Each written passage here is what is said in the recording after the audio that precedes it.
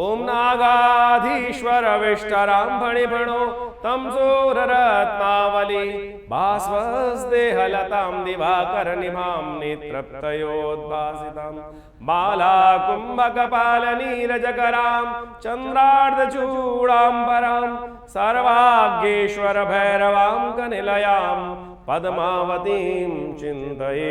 पद्मावत्यै नमः।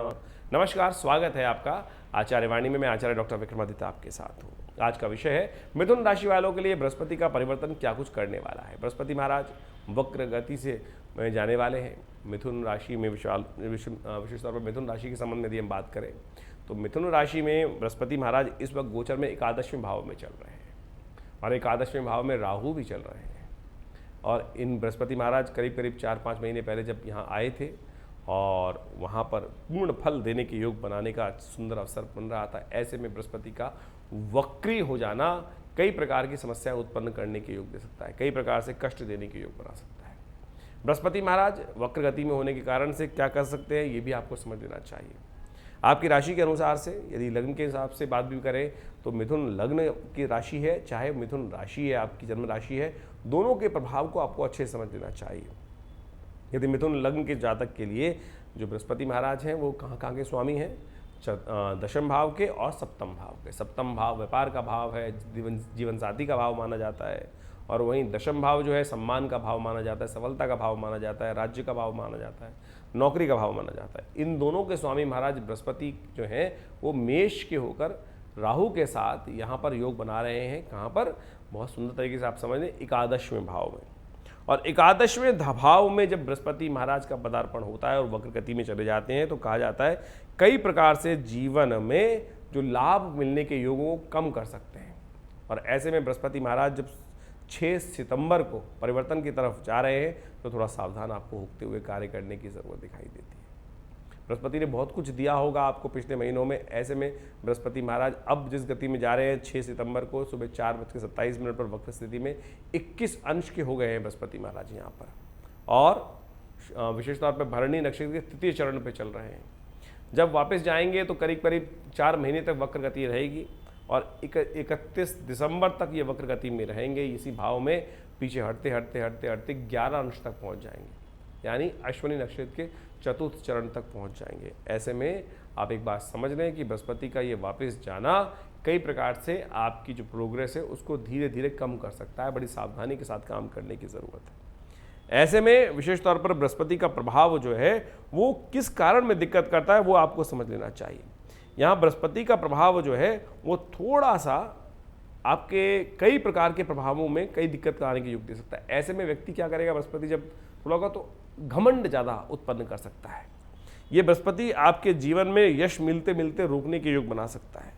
बृहस्पति के अनुसार से यदि हम समझें तो कहा जाता है कि इसकी दृष्टि जो है वो जब राहु के साथ युति बना रखी है बृहस्पति ने तो वो परिवर्तन की तरफ भी जा रहा है। तो ऐसे में बृहस्पति का कारण से कई दिनों में विशेष तौर पर समझें कि यश में कमी लाने का योग बन सकता है बृहस्पति के वक्री होने के कारण से।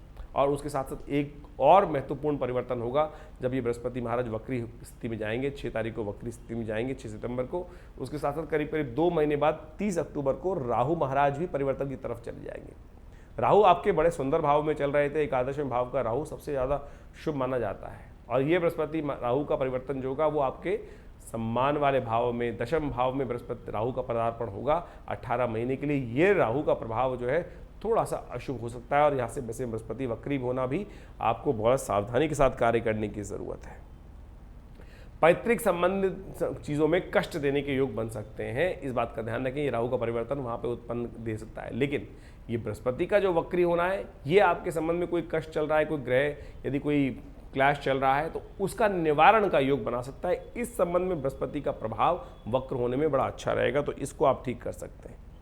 हो सकता है कि इन दिनों राहु के प्रभाव के कारण से बृहस्पति की युति जो थी उसके कारण से बच्चों के साथ थोड़ी अनबन चल रही हो, तो उस चीज़ में भी थोड़ा परिवर्तन करने का योग बनता दिखाई दे रहा है। तो उसके लिए थोड़े से उपाय हम आपको यदि बताएंगे तो उनको कर लिया जाए तो बहुत सुंदर तरीके से आपके लिए बड़ा सुंदर योग बन सकता है। ऐसे में एक काम करने का प्रयास कीजिए, यानी बृहस्पति कई तरह से आपके लिए अपॉर्चुनिटी के योग भी देगा साथ साथ, और साथ साथ थोड़ा से कष्ट भी देने के योग देगा। तो ऐसे में ध्यान रखिएगा किन किन संबंध में आपको बताया, यदि कोई प्रॉपर्टी संबंधित कोई क्लैश वैसे या कोई मुकदमा चल रहा है तो उसमें आपके सॉल्यूशन के योग अच्छे बन सकते हैं, ऐसा भी योग साफ साफ दिखाई दे रहा है। यदि किसी कारण से पिता के साथ या माता पिता के साथ या साथ साथ बच्चों के साथ अनबन होने के लिए, क्योंकि राहु बृहस्पति की युति चल रही थी, वो उसके कारण से कुछ कष्ट होने के योग चल रहे हैं, तो उसमें भी कुछ ना कुछ कंक्लूजन यानी सही तरह से बातचीत होने के योग दिखाई दे सकते हैं। तो ऐसा भी योग बनता दिखाई दे रहा है। ऐसे में आपको कुछ उपाय करते हुए, ध्यान रखते हुए कार्य करने का प्रयास करना चाहिए। सबसे पहले तो गुरुजन की सेवा, पिताजी की खासतौर पर सेवा, उनकी आज्ञा का अनुसरण, ये उपाय आप विशेष तौर पर करने का प्रयास करें। जितना पिताजी का अनुसरण करेंगे, पिताजी की बात मानेंगे, उतना बढ़िया आपके लिए कल्याणकारी। बड़ों की आज्ञा यानी पिताजी की आज्ञा का हम समझाने का प्रयास करें, बड़े जो बात कह रहे हैं उनकी बात को सुनने का प्रयास करना चाहिए। जो आपके गुरुजन, टीचर्स, जो आपके अफसर हैं, वो आपको कुछ किसी तरफ काम करने का प्रयास कर रहे हैं, केवल अपनी अपनी ना चलाएं। इस वक्त क्या होता है कि लाभ के योग अच्छे बनते दिखाई दे रहे हैं, तो ऐसे में एरोगेंसी इतनी बढ़ जाती है कि जो हम कर रहे हैं वही ठीक है। ऐसे में व्यक्ति कोई सुनने का प्रयास नहीं करता। अब बृहस्पति जब वक्री हो जाएंगे तो वो एरोगेंसी कहीं ना कहीं कष्ट दे देगी, इस बात को ध्यान रखिएगा। शायद जिस प्रकार से आपका ग्राफ चल रहा था उसमें कोई ना कोई कमी आने के योग बनेंगे। तो ऐसे में थोड़ा सा आपको अपने जो स्पीड को, थोड़ी सी अपनी वे ऑफ एक्टिविटी को परिवर्तन करने का योग दिखाई देता है, उसको अवश्य परिवर्तन करने का प्रयास करना चाहिए। तभी आप अपनी गति को सही से मेंटेन कर पाएंगे, नहीं तो बृहस्पति महाराज थोड़ा झटका देने के योग दे सकते हैं। ऐसे में जैसा हमने कहा कि थोड़ा सा पीली चीज़ों का दान, पीले वस्त्रों का दान, किसी ब्राह्मण को पीले वस्त्र का दान करने का प्रयास कीजिए। मंदिर में जाकर पीले लड्डुओं का कभी कभी भगवान विष्णु को भोग लगा दिया कीजिए बृहस्पतिवार के दिन। केले का पूजन या केले का दान, केले के फल का दान बृहस्पतिवार के दिन अवश्य कर दीजिए।